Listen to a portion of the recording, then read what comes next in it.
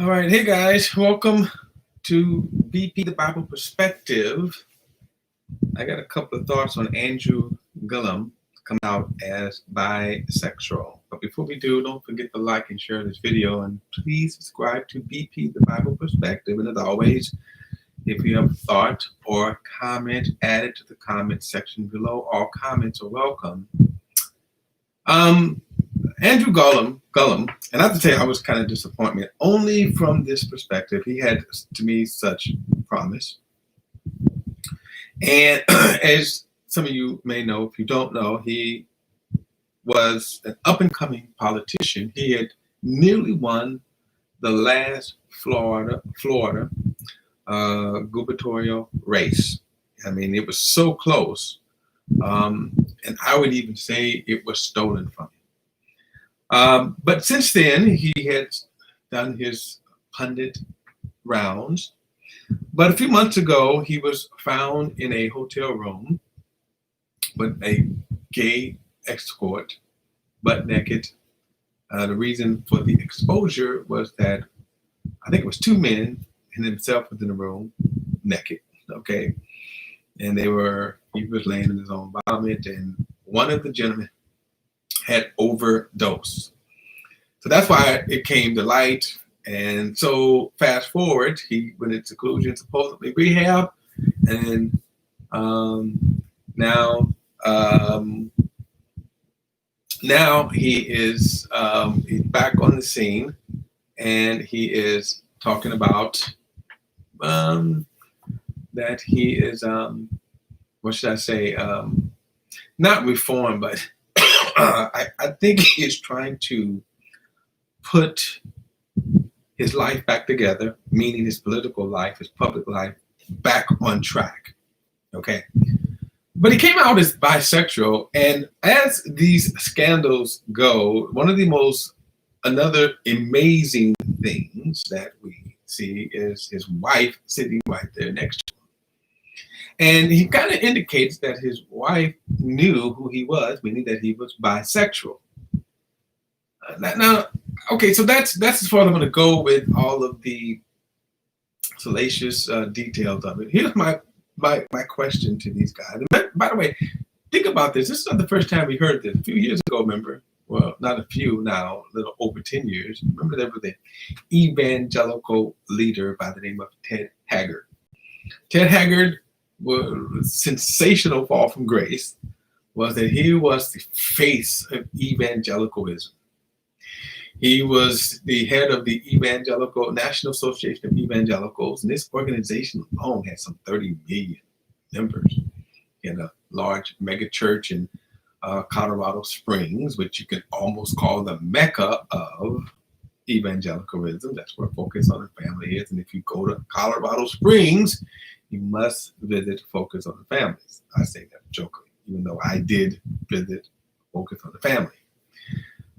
But his fall from grace was similar, that a gay prostitute, okay, had came forward and exposed him.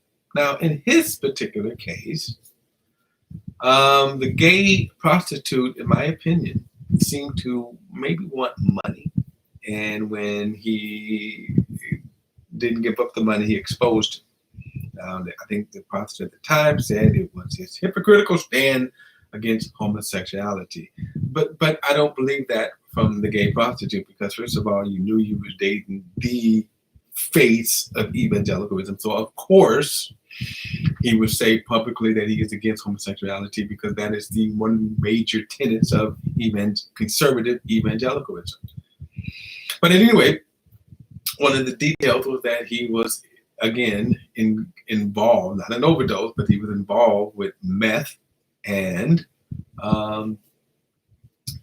this gay prostitute. Okay, so his Ted Haggard's fall from grace was again spectacular.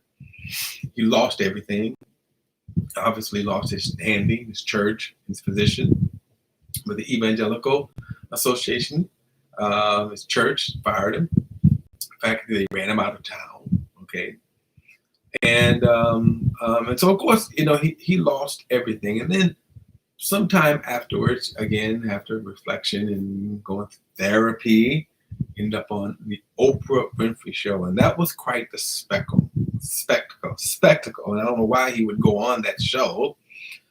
But anyway, I think he wrote a book. That's probably why. And of course, Oprah grilled him and basically was trying to get him to admit you're gay and God is okay with you being gay. That's kind of what Oprah's angle. And to his credit, no, I'm not.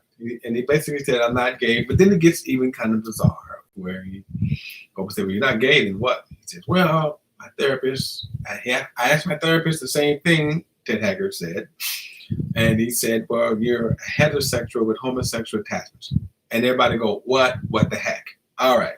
So, but then the interesting thing is that, then they asked his wife, who was, of course, sitting there next to him, did you know anything about what Ted had done?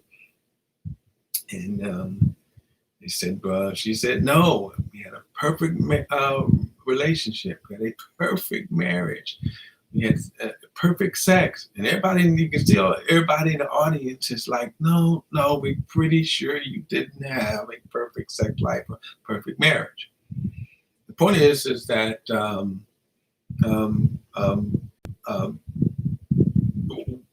what was it about these powerful men that caused them to fall so? In other words, if you know you're this way, well, why get married? And of course, the similarities with Andrew Gillum was that, again, found in a hotel room with a gay prostitute, drugs involved. Except with Andrew Gillum, there was an overdose. And even Andrew Gillum was passed out when they found him. And someone took pictures. And that's what, of course, exposed him. Now, he had an interview with Tamron Hall where he comes out bisexual. And then it indicates his wife was knew about it. Now, here's my thing. I don't know. They don't go. I'm not finding a lot of detail in terms of exactly what the wife is saying. I haven't really seen the show yet. I'm trying to find it. I can't find it. I'm trying to find it so I can watch it in terms of what the wife is saying. But here's the question that I want to pose, because you see, we are in an era right now where this is the new norm, and that sexuality is the new norm. And what marriage is, how marriage is being defined today, is not, in a sense, a biblical sense. And this is what I think as Christians we need to understand. Now, I'm not here judging Andrew Gillum. In fact, I don't even know if he considers himself a Christian. He might. I just don't know if he does or not. I don't know if and then if he does, I don't know if he considers himself an evangelical Christian or a practicing Christian, meaning. But I do know that now, and I'm not using the word traditional marriage, because to me that's a problem, but biblical marriage. And so if to me, here's my point. Here's the observation that I'm going to make. If you're not a Christian, why get married? Well, there are a lot of answers to that, but here's my point. How you define marriage. Now, what you're having is, through the world, the sinful world at that, marriage is being reframed, redefined. Will and Jada Smith have now redefined their relationship. Before, they were defining their relationship within the context of a traditional marriage. And they kind of put forth the picture of a perfect marriage. And you kind of looked at them at that time as sort of the perfect Hollywood marriage, which was, of course, rare, because probably most marriages in Hollywood ended in divorce. And again, I would ask the question for them, why get married in Hollywood? If you are an athlete, if you are a celebrity, if you are, rich and famous and not a Christian, why get married? Because it is certainly doomed to fail. But Will and Jada certainly had that picture until recently. Now they suddenly now just kind of define themselves as life partner. Of course, the scandal that they had which is really, to me, in a sense, probably not as big as a scandal. It's a bigger scandal because of the celebrity of Will Smith. That's why. And the scandal was, if you haven't heard, the scandal was Jada had a twist. By the way, this thing was 5 years ago. Had a twist with a younger man. He kind of brought it out in the open. I think he's trying to sell albums. But within that, here comes Will and Jada to say that, you know what, we are now not the picture perfect marriage, but now bad marriage for life, which is the pun, the twist on his new movie. It just recently came out, Bad Boys for Life. So what is marriage? See, and as Christians, again, I think we need to get back to the biblical definition of marriage, the biblical practice of marriage. And I want to say this, that I think not that biblical marriages are perfect, because people are not perfect. And I think that if you define your marriage first and foremost by God's word, and then live by God's word, and then that will be forgiveness, and that will be love, and that will be affection, and that will be, again, a healthy sex life, on that everything is equal, healthy. And I mean healthy physically and emotionally. But here's my point, is that we have to start defining not marriage, not by the world standards, but by God's standards. And now you have all these people, like, for example, when he comes out bisexual, what does that mean when he says he's bisexual?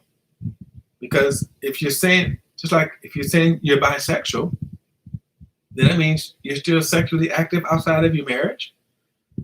So what does all that mean?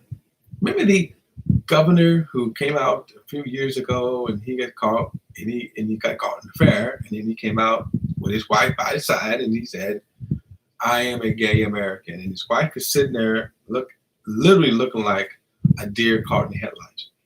What the heck does that even mean if you admit I'm gay but I'm married? Okay, and admittedly, those are not necessarily Christian marriages, but I'm going to tell you that Christian marriages are not that far off. They're not that far. There's not much difference in Christian marriages. And it's just a lot of them oftentimes are kept in the dark, kept secret. So again, my question would be, what is a godly marriage? I think we should get back to defining our marriages according to the Bible of biblical marriage. When God joins together a man and a woman, binds them together, and that bond is, by the way, held together by love, by his love. More can be said on this, and maybe at another time we'll get more into marriage and defining marriage, but I just want to kind of like explore those thoughts. I heard this governor who basically came out as bisexual, and yet you're still married. I'm sorry. Does that mean now you're going to continue your bisexual activity? All right, that's for them to know. It's none of my business. All right, guys, look, that's my perspective. And don't forget to like and share this video and subscribe to BP, the Bible Perspective. As always, if you have a thought or comment, add it to the comments section below. Until next time, I'll see you then.